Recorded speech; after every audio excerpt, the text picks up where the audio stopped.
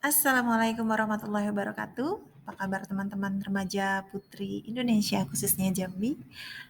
Perkenalkan nama saya Halimah. Saya adalah perawat spesialis anak yang akan menyampaikan tentang satu edukasi gizi untuk remaja putri Indonesia khususnya Jambi dalam rangka untuk pencegahan stunting.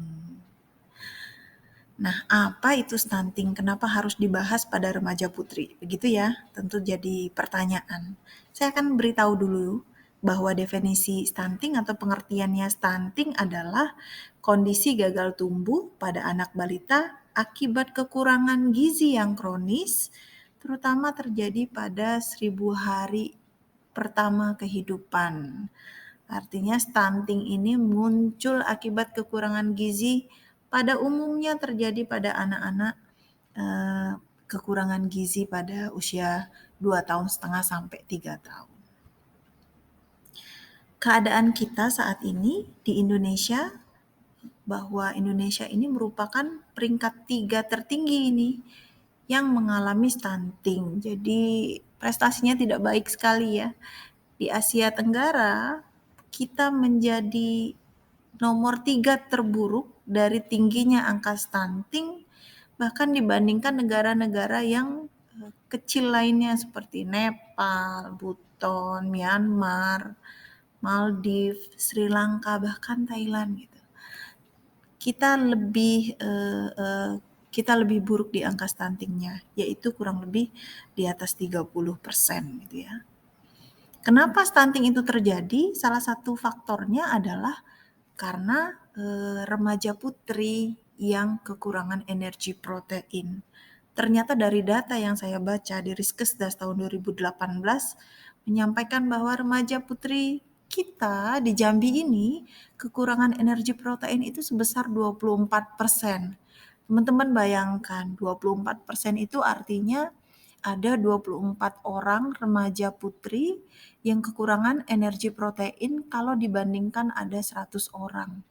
Kalau kita mau bandingkan lebih kecil di antara 10 orang, berarti ada 2 sampai 3 orang yang kekurangan energi protein. Jadi itu angka yang sangat besar ya. Lalu kenapa kalau misalnya remaja putri kita kekurangan energi protein? Apa hubungannya dengan stunting yang tadi kita bahas? Mungkin akan muncul pertanyaan seperti itu di benak teman-teman ya. Ternyata ketika remaja putri kita kekurangan energi protein, maka saat kelak dia menjadi ibu hamil, maka dia akan mengalami malnutrisi, terutama pada trimester pertama. Nah, malnutrisi pada ibu hamil pada trimester pertama ini dapat meningkatkan resiko lahirnya bayi dengan berat lahir rendah dan bayi-bayi dengan kerusakan otak dan sumsum tulang. Nah, bayi-bayi yang dengan berat badan lahir rendah ini terutama nantinya akan menjadi berkembang menjadi anak yang mengalami stunting. Sehingga kalau anak stunting memang kenapa dampaknya? Anak-anak stunting ini ketika dia sudah lebih besar, kalau dia usia sekolah, dia akan mengalami kesulitan belajar. Kalau dia sudah dewasa, tentu saja dia akan menjadi sumber daya manusia dengan kualitas rendah. Kalau dia nanti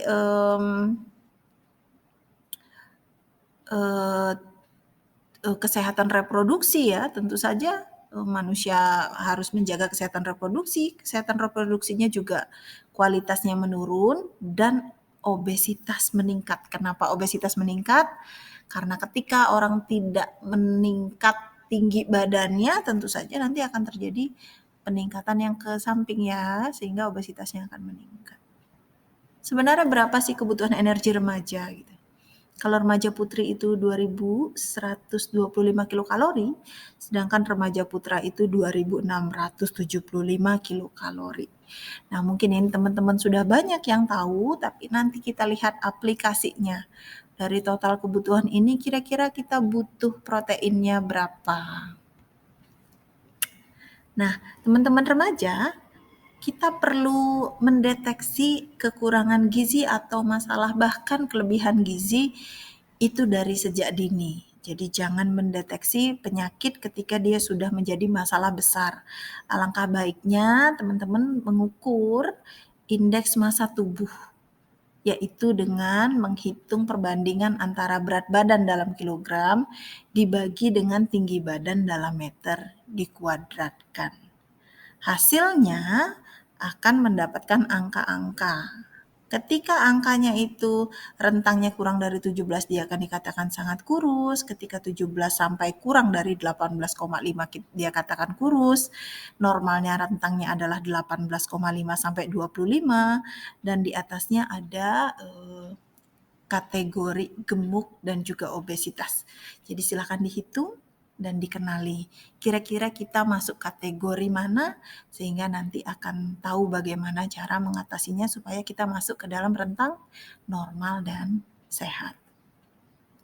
Nah, teman-teman, ternyata tinggi badan kita itu secara genetik bisa dihitung. Ada rumusnya, baik pada laki-laki dan pada perempuan. Ini saya kasih contoh.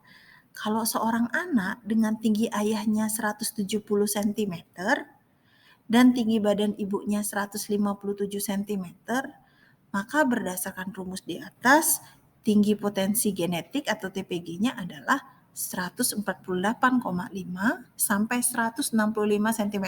Nah, teman-teman mau yang mana?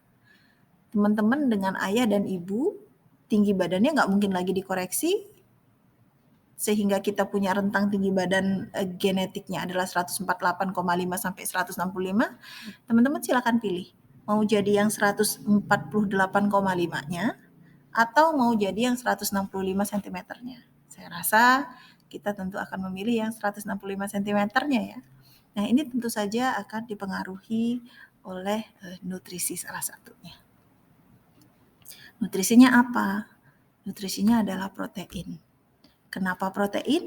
Karena protein punya fungsi pada remaja, kebutuhan protein pada remaja itu meningkat, kebutuhannya kurang lebih sekitar 1 gram per kilogram berat badan. Untuk apa? Untuk peningkatan massa tubuh yang tak berlemak pada remaja. Jadi remaja itu mulai terjadi peningkatan massa tubuh, kebutuhan eritrositnya meningkat terutama pada wanita ya yang mengalami menstruasi dan pada semua remaja tentu saja dalam kondisi perubahan hormonal karena masa pertumbuhan dan tentu saja untuk perbaikan sel-sel yang rusak. Nah, ini kebutuhan remaja dalam masing-masing bagiannya. Karbohidrat, kita butuh serat, kita butuh protein yang tadi kita bahas, tetap saja kita butuh lemak, kita butuh vitamin dan mineral, serta cairan. 10-11 gelas per hari. Ini perhitungan kebutuhan remaja secara umum. Kita fokus kepada protein. Kalau kebutuhan protein kita itu sekitar 1 gram per kilogram berat badan, jadi kita harus makan apa untuk memenuhinya gitu ya. Nah, ternyata sumber protein itu ada yang protein nabati. Kita bisa dapat contohnya dari 1 porsi tempe, yaitu 2 potong sedang tempe yang kalau ditimbang beratnya 50 gram, kalau kita bilang tempe itu adalah sumber protein, bukan berarti 50 gramnya itu adalah isinya protein semua. Tapi proteinnya hanya 6 gram.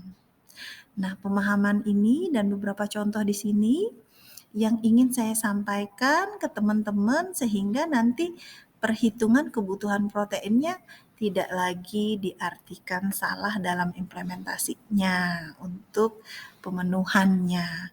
Ini semua saya ambil dari Peraturan Menteri Kesehatan Republik Indonesia nomor 41 tahun 2014 tentang pedoman gizi seimbang. Jadi lengkapnya ada di sana.